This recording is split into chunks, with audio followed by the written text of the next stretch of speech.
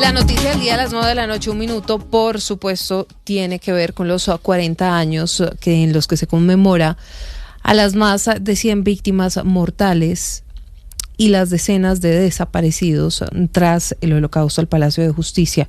Fueron 2 días, el 6 y el 7, toma y retoma a que era la sede de la justicia en Colombia, y que sigue siendo, por supuesto, un palacio de justicia que ha tenido que ser reconstruido en 2 oportunidades.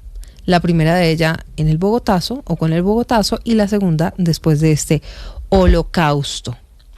28 horas en las que la democracia tambaleó. Cientos de vidas se perdieron y todavía hay una cantidad impresionante de interrogantes. Los protagonistas, por un lado, el M-19, detrás del M-19, el cartel de Medellín con Pablo Escobar, y por el otro lado, la fuerza pública. Laura Moreno tiene un recuento de lo que fueron esas muy duras 28 horas en Colombia. Acaba de ser tomada la Corte Suprema de Justicia. Atención, la situación es delicada. Así se enteró el país de la toma del Palacio de Justicia en la mañana del 6 de noviembre de 1985, lo que inició hace 40 años como un ataque de la guerrilla del M-19 en contra de la Corte Suprema de Justicia y del gobierno del entonces presidente Belisario Betancur, se convirtió rápidamente en una amenaza a la democracia y en uno de los momentos de mayor terror e incertidumbre en la historia del país. El M-19 llamó Operación Antonio Nariño por los derechos del hombre a la toma armada del Palacio, en el que ese día había alrededor de 300 personas quienes quedaron atrapadas entre los imponentes muros de concreto y el fuego cruzado. Los guerrilleros, liderados por Andrés Almarales y Luis Otero, buscaban convocar a un juicio público contra el gobierno de Betancur por incumplir un cese al fuego pactado en agosto de 1984. A la 1 de la tarde inició la ofensiva militar para recuperar el palacio. Iniciaron los primeros incendios en el sótano y a las 4 de la tarde, el magistrado Alfonso Reyes Echandía, desde el 4º piso del palacio, pidió inútilmente que el gobierno ordenara el alto al fuego. Que el presidente de la República dé finalmente la orden de que cese el fuego. Inmediatamente. Con tanquetas dentro del palacio, para las 6 de la tarde la metralla y las bombas sonaban más fuerte que las voces de auxilio, que se ahogaban entre las llamas que consumieron vidas y miles de registros, varios de ellos sobre el proceso de extradición en el país. Mantener la democracia, maestro. Aquí no van ellos a asustarnos ni a atentar contra ninguno de los poderes, ni contra ninguna de las ramas del poder público. Eso fue lo que dijo el entonces coronel del ejército Plazas Vega, quien dirigió la retoma. En esas 28 horas, magistrados, civiles, guerrilleros y militares murieron. Otros lograron salir con vida, pero nunca se supo de ellos hasta ahora. El magistrado Jorge Enrique Ibáñez, presidente de la Corte Constitucional, recordó a las víctimas y la impunidad que la rodea en los actos conmemorativos del Holocausto del Palacio. 40 años de procesos en los que la responsabilidad política se ha diluido mientras el dolor permanece intacto. 9:04 minutos. Una serie de conmemoraciones son las que se han llevado a cabo en la Catedral Primada, pero también allí en el Palacio de Justicia, cuya reconstrucción duró cerca de 15 años. Y usted estuvo conversando, Sergio, buenas noches, con Germán Salgado. Era director de uno de los noticieros de la cadena Todelar y habló con el entonces presidente de la Corte Suprema de Justicia, Alfonso Reyes Echandía, a quien veíamos y oíamos en el informe de Laura minutos antes de ser asesinado, en donde pedía desesperadamente que cesara esta situación. Entre otras cosas, el presidente Belisario Betancur no le pasa el teléfono al magistrado Reyes Echandía. ¿Qué pasó en ese momento y qué es lo que ha pasado, no solamente esta noche allí cerca de la Plaza de Bolívar, sino que lo que va a pasar en las próximas horas?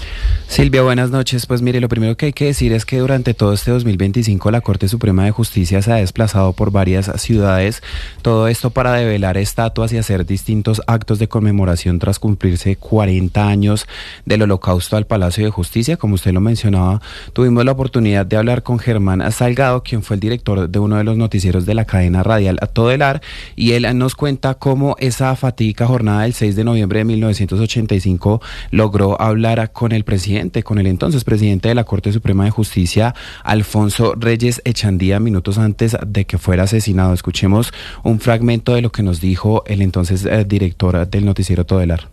Una de esas fue haber logrado hacer contacto telefónico con el presidente de la Corte, Alfonso Reyes Echandía. Y lo hicimos justamente unos minuticos, yo creo que unos 5 minutos antes de que lo asesinara, de que lo matara. Y ahí es donde se escucha al doctor Alfonso Reyes con una voz de mucha angustia pidiendo que el presidente dé la orden de que cese el fuego, porque ya se oyen muchos disparos. Esta noche fue dramática porque justamente cuando él está hablando están oyendo muchos disparos. Entonces yo le pregunto angustiado porque yo no sé ni qué preguntarle, porque cuando me dijeron, está el presidente de la Corte al aire, yo salto al micrófono y no sé qué decirle. Lo único que se me ocurrió decirle fue, ¿qué hacemos? Aquí es donde viene entonces esa célebre y triste frase del presidente de la Corte Suprema de Justicia, Alfonso Reyes Echandía, en un pedido desesperado donde pues le pedía al entonces presidente de la República, Belisario Betancur, que cesara el fuego durante estos enfrentamientos entre el ejército y el M-19 allí en el Palacio de Justicia. Doctor Reyes Echandía, y él me dice, no, pues díganle al presidente que dé la orden de que cese el fuego, ¿cierto? Porque aquí hay un agente del M-19, algo así dice, respecto al dramático momento. Y bueno, eso es lo que dice, y después el teléfono se lo rapa uno de los guerrilleros y empieza a hablar también el guerrillero. Mañana a las 9 de la mañana se darán cita a toda la cúpula de la justicia en pleno con los familiares de las víctimas de quienes perecieron en esta fatídica jornada de noviembre de 1985, y luego de esto pues habrá una ceremonia en la Catedral Primada de Colombia, Silvia, y con esto finalizarán entonces las conmemoraciones tras 4 décadas del Holocausto al Palacio de Justicia. Sergio, gracias. Son las 9 de la noche, 8 minutos. El exagente de inteligencia José Dorado, en entrevista con Blue Radio y en documentos que ha entregado a la justicia, ha dicho que el magistrado auxiliar Carlos Urán fue asesinado por los militares durante la toma y retoma del Palacio de Justicia. También habla de la exguerrillera del M-19, Irma Franco, y dice que los militares fueron permisivos con esta toma, Mateo. Pues aunque la toma del Palacio de Justicia es responsabilidad del M-19, también hay que recordar que algunos militares han sido investigados y condenados por excesos y por casos de desaparición forzada que se dieron durante esos días y durante las semanas posteriores. Hablamos en Blue Radio con el exagente de inteligencia José Dorado, quien asegura que el ejército fue permisivo con la toma y que esto respondía a algunos intereses. Nosotros sabíamos y que dejamos actuar al M-19. ¿Y cuál fue esa razón para dejarlos actuar? Dar un golpe, como dicen, matar un pájaro con un solo tiro, golpear a unos magistrados, golpear y acrecentar un problema interno en el país.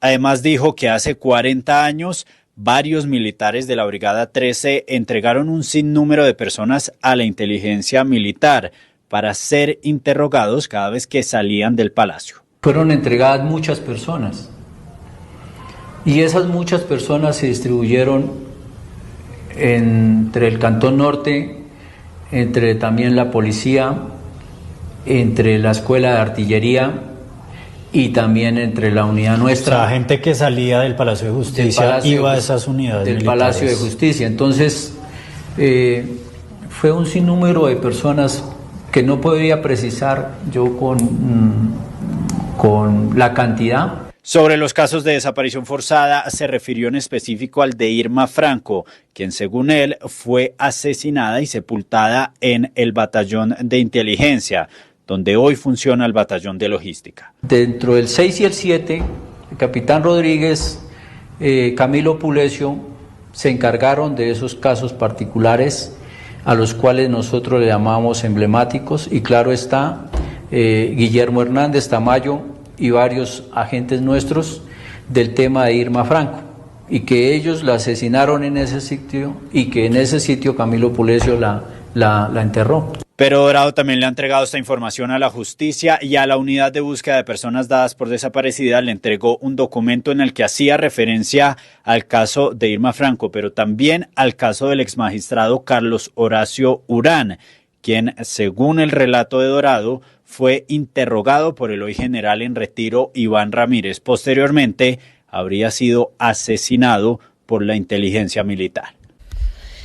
Mientras tanto, el anuncio del que hablábamos ayer, Lucas, del expresidente Álvaro Uribe de promover una ley, un acto legislativo para amnistiar a los militares que participaron en los hechos del Palacio de Justicia, generó polémica. Y por supuesto, como era de esperarse, reacciones. Claro, le pide Silvia a través de un trino el expresidente Uribe a la bancada del Centro Democrático allí en el Congreso que busque un proyecto de ley, que busque una coalición para lograr este indulto a los militares que participaron en la retoma del Palacio de Justicia. Caterina Ávila. Al anuncio del expresidente Álvaro Uribe sobre pedir a la bancada de su partido, el Centro Democrático, buscar una coalición política en el Congreso para indultar a los militares que participaron hace 40 años en la retoma del Palacio de Justicia, incluidos quienes estén condenados o todavía en investigación o juicio, ya hay reacciones políticas y también de los familiares de las víctimas. Esto dijo a Blue Radio Juan Francisco Lanao, hijo de Gloria Anzola, desaparecida el 6 de noviembre de 1985. Entonces, para mí, el punto de partida de un indulto tendría que ser que los responsables al menos colaboren con la verdad.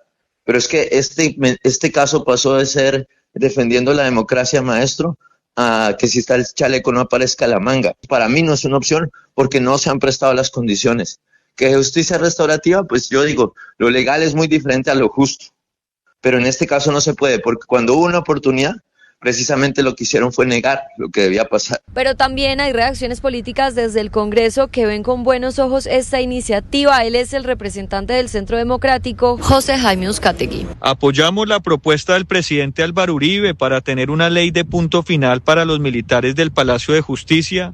No es justo que el general Arias Cabrales lleve 19 años preso cuando ha alegado su inocencia y fue excluido de la JEP sencillamente por no reconocer la responsabilidad, que es la única verdad que admite la JEP.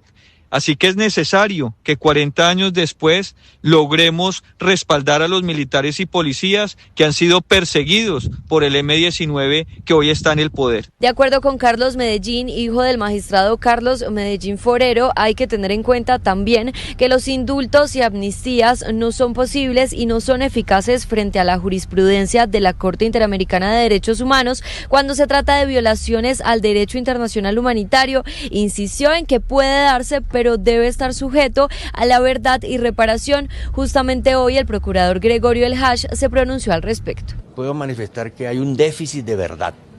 Nosotros los colombianos no sabemos realmente todo lo que sucedió de puertas hacia adentro y quiénes fueron los que dieron las órdenes o quién se abstuvo de darla. Hay presunciones, hay deducciones, pero no se ha probado. Y eso deja un vacío grande en la autoestima nacional. El expresidente Álvaro Uribe agregó que buscaría la manera de que se mantenga la responsabilidad del Estado, pero sin extenderla al militar ni que se afecte su honor.